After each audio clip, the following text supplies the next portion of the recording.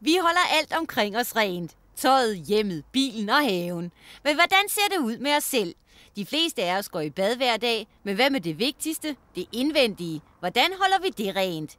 Vi besøger denne gang Susie fra Bønnespiren i Torvgade derhjemme, for det er her forberedelserne til den store indvendige hovedrengøring skal gøres.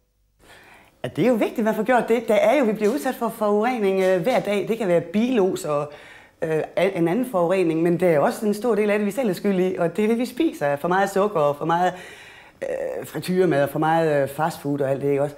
Og det ophober sig. Og lige nu har vi jo haft så mange muligheder. Vi har haft så meget frugt og grønt, der lige har været. Jamen, det er der jo stadigvæk. Men typisk til en grillfest, så er der stadigvæk kun én skål salat. Og så er der 7-8 forskellige slags kød. Hvordan gør man noget ved det, uden at man skal lægge hele kosten om? Altså førhen fastede man jo, men altså det er også de færreste, der lige overgår at gå i gang med det. Og der er BioDrain et oplagt produkt altså. Det er en af vores mest populære udrensningskurer og har været i flere år. Det er en urtesammensætning, hvor man nærmest kan få renset ud uden at faste. Og det er jo ligesom, vi gør hovedrengøringen derhjemme og får gardinerne ned og får vasket og støvsuget om bag ved reolen og på den øverste hylde. Vi har ikke fået nye møbler eller nyt hjem, men det føles næsten sådan. Og det er det samme med kroppen, ikke også? At den har godt af, måske et par gange i året, lige efter jul, hvor vi har indtaget en masse skumle ting. Og også her efter sommerferien, ikke også? Der er det oplagt at lige tage en hovedrengøring indvendigt. Hvordan tager man det så? Jamen det er jo så nemt. Man tager måske en månedskur. Man kan også vælge en 14-dageskur. Men en månedskur, hvor man tager 2 piller 3 gange om dagen. Og det eneste, man skal gøre, altså man kan faktisk spise nøjagtigt, som man plejer. Men man skal bare huske at drikke en masse vand, fordi at man indtager, og det er en udrensningsproces, man er i gang med. Men der er nogen, der samtidig ønsker et vægttab. Og der kan man altså realistisk gå ind og tage 3-4 kilo, hvis man siger, BioDrain, dem tager man en måned. De midterste 14 dage af den måned, der laver man, altså hvor man kun spiser råkost. Råkost, så er der sådan mange, der tænker, sådan en skål kedelige hvidkål der. Ja, og det er så ærgerligt, sådan behøver det jo ikke at være. Det kan jo være de lækreste råkostsalater. Altså hvis hovedingredienserne, det er alt det, man kan rive på et rivejern. Og så kan man supplere med lidt af det, man synes, der er sjovt at have ovenpå. Også nødder. Rå nødder eller nødder ristet på panden lidt. Eller, der er mange forskellige variationer af råkostsalater. Og det, som man også lige skal have på, så det er lidt en god olie, hvor man lige supplerer med, og lidt citron, og sådan kan man jo gøre. Man kan gøre det så lækkert. Man kan faktisk gøre det så lækkert, at man mangler ikke. De 14 dage, de smutter afsted, og meget af den råkostsalat har man faktisk fået med ind i ens almindelige kost bagefter som en salat. Og samtidig med, så har man altså tabt sig. Må man så kun spise råkost? Altså hovedsubstansen skal være råkost, og så kan man supplere.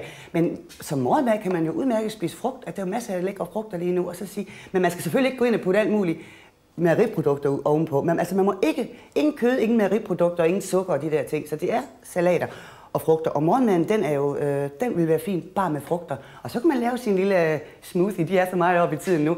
Og i stedet for at bruge det, anbefaler man nogle gange yoghurt eller mælk eller sådan noget. Der kan man bruge sojamælk, så får man måske også lige lidt proteindel ind over der, men hvor man blender alle de der forskellige lækre frugter sammen med noget sojamælk, så er det morgenmaden.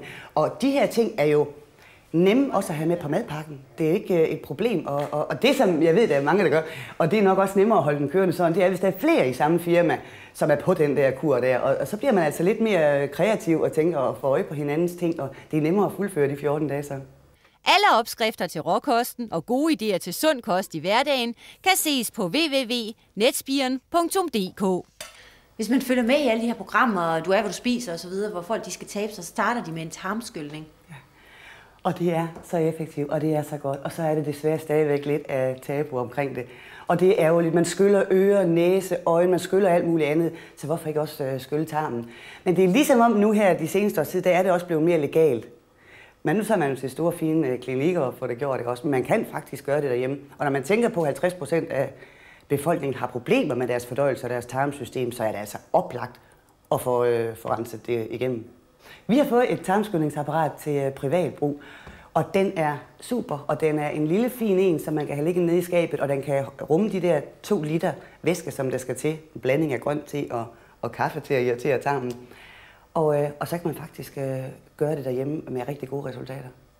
Jamen det er så nemt, og det er ikke ubehageligt. Og det eneste man gør, det er faktisk, at man laver 2 liter væske, noget grønt te og noget kaffe.